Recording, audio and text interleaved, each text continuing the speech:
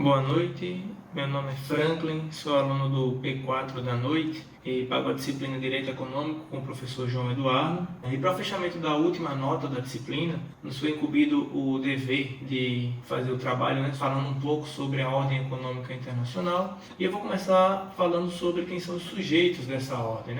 Os sujeitos da ordem internacional são aqueles que possuem capacidade jurídica, ou seja, aqueles que participam ativamente na criação das normas de direito internacional, ou seja, eles podem contrair direitos e obrigações. Vale salientar nesse contexto que existem chamadas empresas transnacionais, que também figuram no direito internacional, mas que não possuem o mesmo poderio dos estados, Tais que esses, sim, são os sujeitos dessa ordem.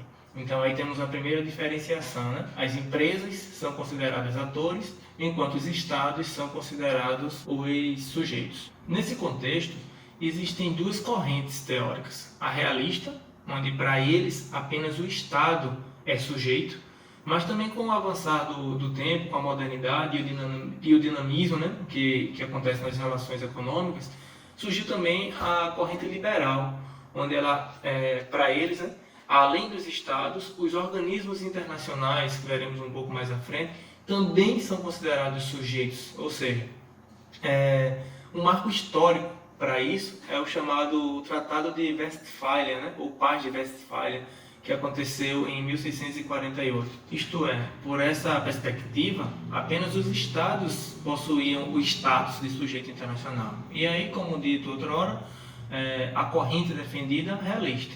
No entanto, com as ascensões, como também já comentei, das relações comerciais, o que aconteceu? Outros órgãos surgiram, E com essa capacidade também de possuir direitos e obrigações, que é justamente daí que a gente fala no advento da corrente liberal.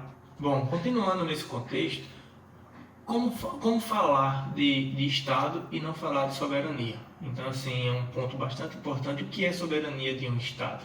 Ou seja, para ele ser sujeito da ordem internacional, ele deve ser possuidor dessa soberania. Para que isso ocorra, alguns fatores se fazem necessários. Ou seja, eles precisam ter uma organização política, um território definido geograficamente e quase sempre regido por uma Constituição. A ideia de soberania é relativamente antiga, O conceito ele foi mudando com o passar do tempo e inicialmente no século XVI essa noção ela tinha uma questão muito ligada à hereditariedade, ou seja, era aquela ideia do rei que por possuir o poder de rei tinha o poder soberano. Então o povo estava sujeito ao rei e o rei não estava sujeito a ninguém. Rousseau ele tinha um entendimento diferente sobre soberania, ou seja, que ela não poderia ser propriedade de um nobre, que a soberania pertencia ao povo. Então essa linha teórica ganhou contorno jurídico só por volta do século XIX. Então daí ela não poderia pertencer a uma autoridade em particular. O Estado era soberano porque o poder pertencia ao povo. E no que se refere ao reconhecimento de Estado pela comunidade internacional, alguns requisitos são obrigatórios, ou seja, ele deve possuir alguns elementos como o povo, território, poder político, poder público, a própria soberania, como já mencionado, e uma finalidade. Enfim, a gente pode dizer que 3 fatores são imprescindíveis para a efetivação desse reconhecimento. O seu governo ele tem que ser independente, ou seja, ele deve respeitar a condição política externa. O governo ele deve ter um controle efetivo do seu território e que a população cumpra assim, as suas determinações e possuir um território delimitado. Então, nesse contexto, a gente pode afirmar que para se ter um Estado realmente reconhecido, a gente precisa ter, ou melhor, o Estado precisa possuir os elementos constitutivos, uma personalidade jurídica internacional e a soberania. Ou seja, a soberania por si só não é suficiente para que esse Estado seja reconhecido internacionalmente. Bem, finalizar essa parte de soberania, de reconhecimento de um Estado, a gente pode falar agora do que é o Estado constitucional cooperativo. Bem, depois da Segunda Guerra Mundial, o mundo passou por muitas transformações nas relações comerciais, E daí surgiram novos sujeitos, novos atores nesse âmbito, E o que acontece?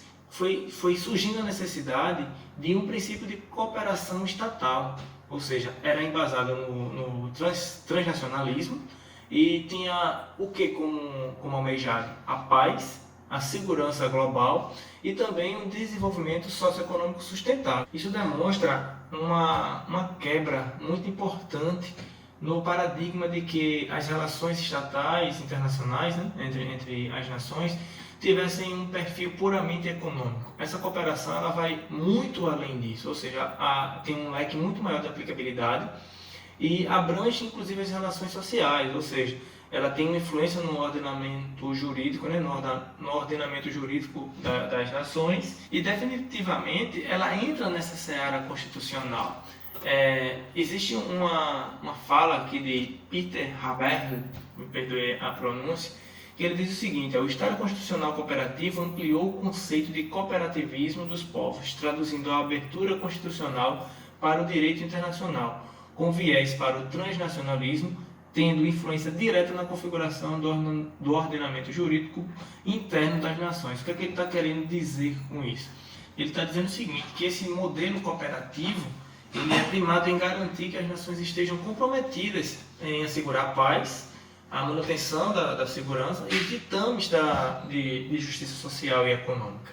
Ou seja, essa perspectiva ela tem como finalidade um embasamento de um alinhamento consensual entre as nações para conseguir essa paz, essa pacificação desses conflitos. A ideia é que quando houver, né, diante da existência desses atritos, a resolução seja praticamente, ou melhor, seja totalmente diplomática, que haja realmente uma pacificação nesse sentido e que a gente percebe por fim que esse Estado Constitucional Cooperativo ele tange, né, ele tem os segmentos econômicos dentro de uma conjectura global realmente baseada na diplomacia, ou seja, na resolução dos conflitos, para que cada vez mais haja um aquecimento nessas relações comerciais entre as nações. Entrando agora no que a gente pode chamar de organismos internacionais, que foi citado logo no começo do vídeo, eles são o quê? Eles são oriundos dos estados e podemos dizer que são o seguinte, que surgiram, né, esses organismos no sentido de atender essa demanda social e esses interesses econômicos, ora comuns, ora conflitantes. Ou seja, teria que ter alguém ali, algum órgão ali, que conseguisse regular, que conseguisse ajustar esses interesses de maneira que não tivesse parcialidade para a nação A ou para a nação B. Então, exemplos, né, desses organismos são a Organização das Nações Unidas, a ONU, a Comunidade Europeia, e a Associação do Livre Comércio da América Latina. É interessante frisar que, por essa perspectiva, esses organismos eles estão ali alinhados aos sujeitos, ou seja, eles, embora sejam oriundos, né, dos sujeitos, dos estados, depois de constituídos, eles são possuidores de personalidade jurídica própria, então, portanto, são portadores, né, de direitos e de obrigações. E dentro dessa gama de direitos estão incluídos o quê? O poder de celebrar entre si e com os outros estados os tratados internacionais. Ou seja, eles estão no mesmo par, ou seja, no mesmo alinhamento dos sujeitos. Nesse sentido, é interessante tomarmos cuidado com uma diferença, né?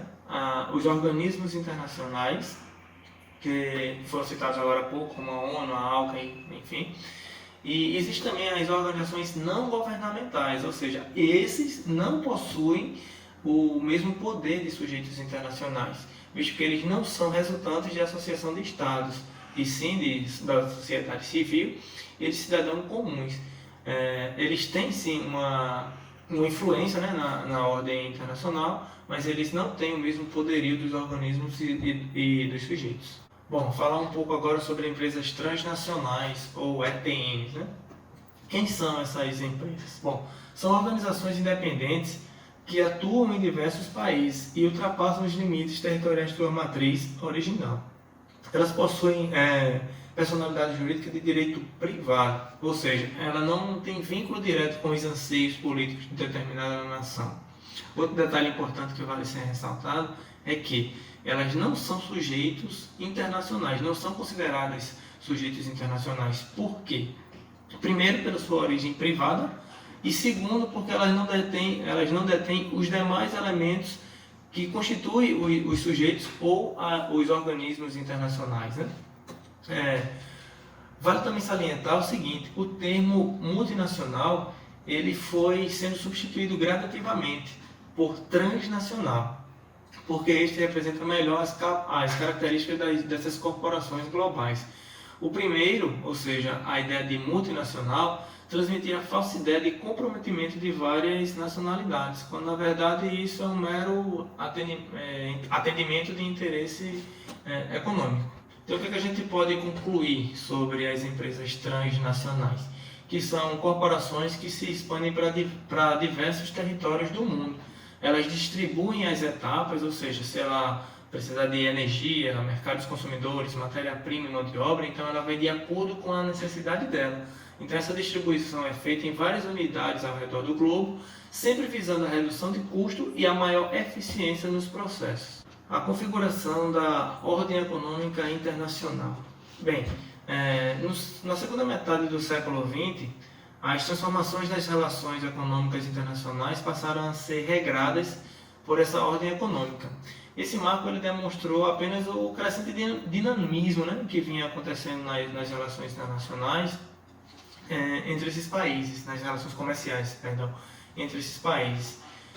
Então essa ordem ela se fez necessária para ter a finalidade de estabelecer o quê? Um conjunto de normas para disciplinar essa cooperação. Porque, por exemplo, poderíamos ter de um lado, né, um mercado interno frágil e do outro uma grande potência. Então isso daí iria haver o quê? Uma balança desigual. Ou seja, a ideia da ordem era fazer com que não acontecesse essa injustiça, ou seja, que uma grande potência ela não usurpasse direitos de mercados mais frágeis. Isso se baseando em quê? Em uma interdependência recíproca, mas lógico, né? na coexistência pacífica aí dessas relações. Então, a ordem nacional ela veio para quê? Para estabelecer uma mediação entre grandes potências e mercados comerciais mais frágeis. A Carta do Atlântico ela foi uma declaração política fundamental e definiu metas para um mundo pós-guerra. Os líderes do Reino Unido e dos Estados Unidos esboçaram um modelo de trabalho, né, para alinhar esse mundo pós-guerra. Estabeleceu-se o quê? O direito de todas as nações terem acesso ao comércio, às fontes de matéria-prima e assim poderem interagir também nesse novo mundo globalizado. Nessa perspectiva a gente pode afirmar o quê? Que a Carta foi realmente um dos primeiros pilares na configuração dessa nova ordem econômica mundial. Um detalhe muito importante que aconteceu na Carta do Atlântico foi o acordo para o trânsito pelos mares, ou seja, isso sem dúvida viabilizou fortemente o comércio em caráter global. Os acordos de Bretton Woods é o nome que ficou conhecido, né? Uma série de disposições acertadas por 44 nações aliadas durante as semanas de julho de 1944.